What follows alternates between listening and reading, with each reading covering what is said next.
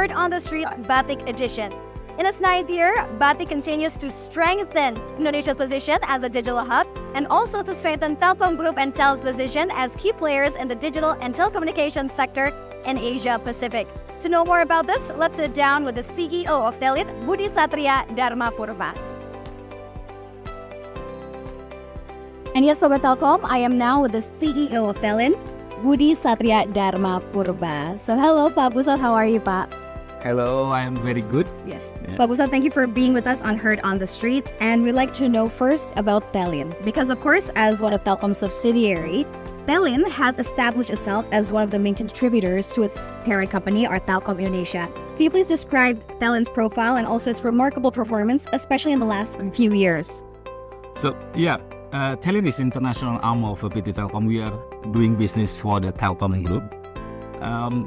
Our main portfolio actually on the B2B services, but we still have retail services like MVNO in some countries and also MNO in Timor-Leste. But mainly our revenue actually contributed from the B2B services. We have 10 global offices and then the 5 sales lab globally. However, our service actually already cover 58 major cities in 26 countries actually.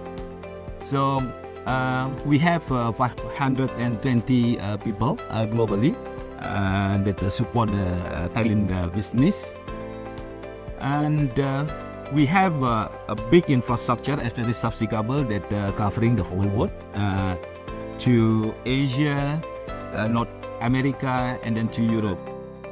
And if you're talking about the performance last year, I think Telin closed the revenue 11.4 trillion, where actually the last 5 years our revenue growth with CAGR 12%.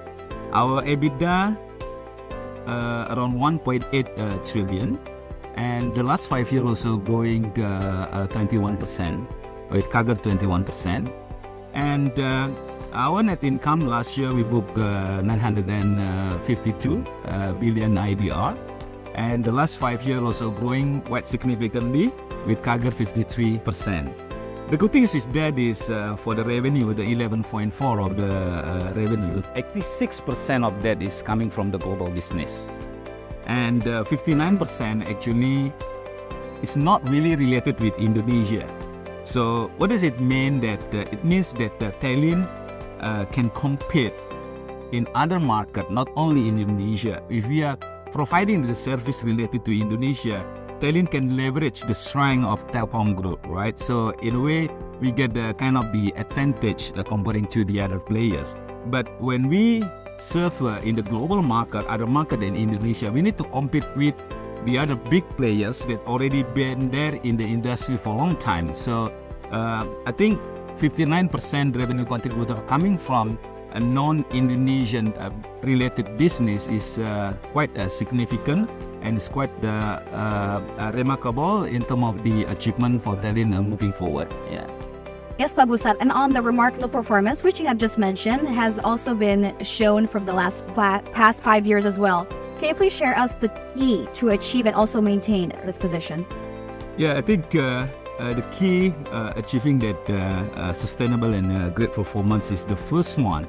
The most fundamental is people.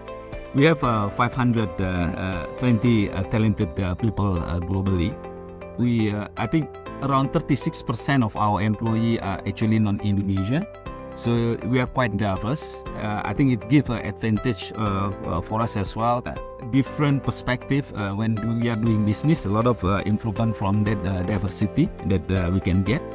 And 44% of our employees actually millennials below 35 years. So it's a young company actually. So we have a full energized people within this company. I think this is the key. The foundation is always about the people. We have all the talents that quite capable of delivering the global business for Telin, right?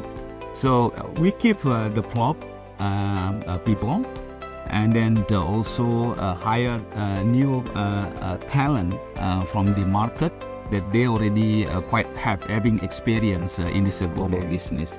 That's the first thing. The second thing is building the credential globally. Two things that we have done to build this credential in the global market, right? Getting the revenue 59% for non-Indonesian related is not easy actually, but we built the credential. First thing is we're building the capability in terms of the service. We need to show to our customers, to our partners globally that Telin meet or exceeding the standard of the service that normally provided by the other providers. And it is shown that we have some big names, big company like hyperscalers, like Meta, AWS, Microsoft also using the Telin services. And then the second thing, when we build the credential in the global market, also the infrastructure as the foundation for all our service. We keep investing in this digital infrastructure. Today, Telin have capacity in the 27 subsea cable system, and 12 of them we are the member of the consortium. And we still keep investing some project on the subsea cable. And we see that this is the foundation for Telin growing in the future. The third thing, how we can make us successful also in this global business is the service innovation that we have. We keep innovate. We initiate some new service to address some pain point from our customers. I think that's critical.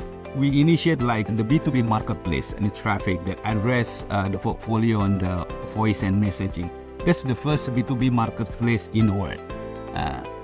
And then we develop also like automation for the connectivity services to make the customers easier when they want to get the service from Telin.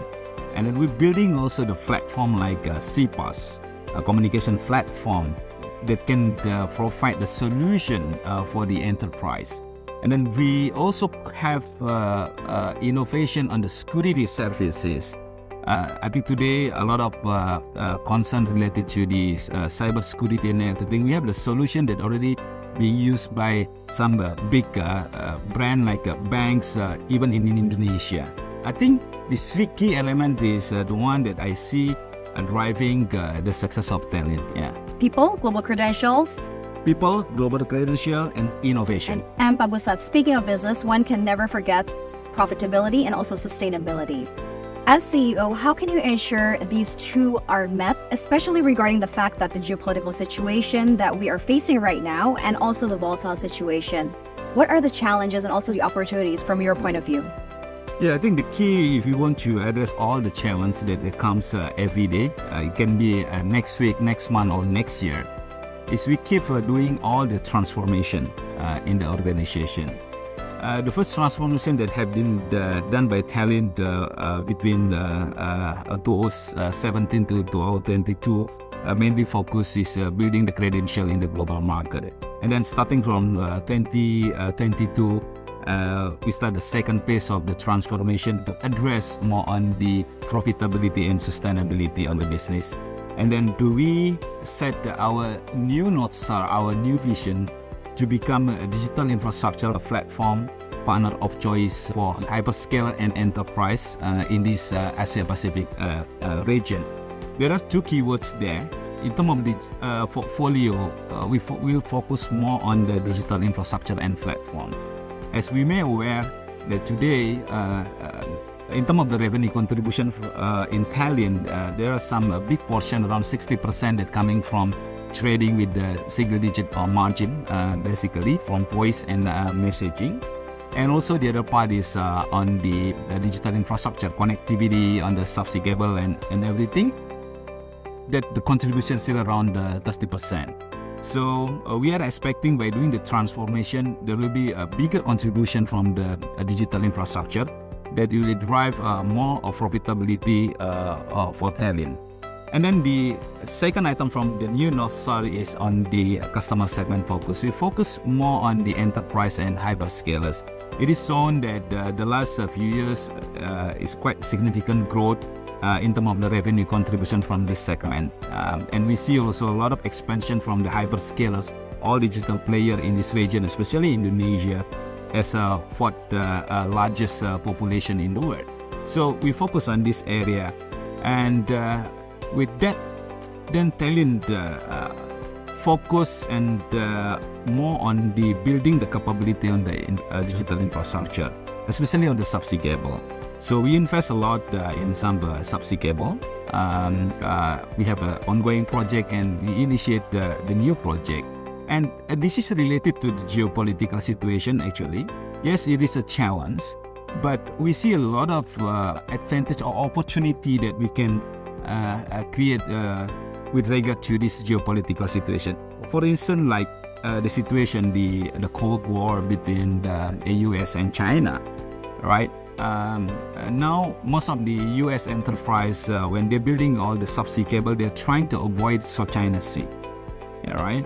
So then Indonesia will have the advantage because where we build the infrastructure from the Asia to America, only the Indonesian water that avoid South China Sea. So, and we are quite fortunate in Telin because Telin is the first one that built IGGCUS, which is the subsea cable connecting from Singapore to America, avoiding South China Sea. Now, we look at the second situation on the geopolitics, like in the Middle East, the situation on the Red Sea, where a lot of challenge now related to Yemen territory, related to the permitting on the development of the new cable, also the operation and maintenance. Yes, it affects some of our project, like our CIMI-6 project also affecting with that situation. It's gonna be delayed because of that. But on the other hand, there is an opportunity. Now for the our customers in South Asia, in Middle East, that previously always rely on the connectivity to US via Europe. Now they have the alternative. One of the project that we are developing now, connecting Middle East, South Asia to Indonesian water, that also can be extended to Singapore, also to Japan, and also to US. So it becomes the new option, the new alternative as a backup from the situation in the Red Sea. So we see that yes, there are some challenges in terms of the geopolitical, but what we see from Telin, because of the geographical advantage of Indonesia, we can take some opportunity to provide the other alternative services to our customers. Grabbing that as a market as well. Yes. And Pak Busat, regarding the digital infrastructure which you have just mentioned, can you please tell us more about your project ICE, or the Indonesian Cable Express? Yeah, as I shared earlier that we already set our North Star to focus more on the digital infrastructure, where subsea is the key for that. Yes, we have a lot of subsea cable system, but most of our cable systems actually already have high utilization, more than 80%, right? So we need to invest to cater all the demand that is now keep growing, right? Today, we still have 3 ongoing projects for the subsea cable. The first one is SJC2, connecting Singapore to Japan, and then the Bifrost cable connecting Singapore, Indonesia to US, and then CIMI-6 cable is practically connecting Southeast Asia to Middle East and Western Europe. And beside that, we initiate Telin the new project, what we call is ICE, Indonesia Cable Express. This is to envision Indonesia as the subsea cable hub in this Indo-Pacific region. ICE project consists of 7 systems, which practically connecting Indonesia to some countries like Singapore, Malaysia, and then going to Japan, going to Middle East, and then also South Asia, and then also connecting to Australia, and also connecting to Latin America, and also to US definitely. So we hope with this project there will be quite sufficient connectivity in Indonesia to support the growth of the digital business in Indonesia. Yes, Pak Busat, and you mentioned that you envision Indonesia as a subsea cable hub. Can you please tell us more? How do you align the sea cable business into the ground strategy of Telkom Group itself? Yeah, we know that Telkom have the 5 bold moves as a grand strategy for Telkom Group moving forward. From these 5 bold moves, at least there are 3 initiatives that are going to be supported by the investment of a subsea cable by Telin. Right, the first one is the data center. I always take the analogy to the airline industry. Data center for me is just like the airport. When you have the airport, you need the flight to the international, to domestic and everything, right? It's similar, no? The data center also, when we have the data center connectivity is also critical to support on that. So when we build all the subsea cable, especially the ICE project, the objective is to support the data center growth in this region, right? Telkom built the data center in Batam. So 4 of our ICE project actually will be landing in Batam to support the growth of the data center in Batam. ICE system 1, 2, 3, and 4 will be landing in Batam to support the growth of the data center in this series, right? And then Telkom also building the hyperscale data center in Jakarta. We have a Bifrost cable also that's supporting for this growth. And then from the ICE project, ICE 2, 3, 4 also will be landing in Jakarta to support that hyperscale data center. And then the second initiative that we are supporting also on the FMC, fixed mobile convergence. This the essential is for that one is on the internet services basically, either for mobile or for the broadband. So we invest on this to make sure that we have a sufficient capacity to deliver the internet traffic from Indonesia. And one of the initiatives that we are doing is building the new gateway, what we call the East Gateway in Manado. By having the international gateway in Manado, we are expecting that we can provide a better customer experience. For instance, one of the parameters is normally the latency.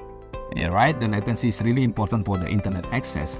By having the gateway in Manado, then we are expecting that the internet services, the quality of the services, the user experience is going to be better, especially from the eastern part of Indonesia. It's going to be also cheaper because we are making it close to the market, right?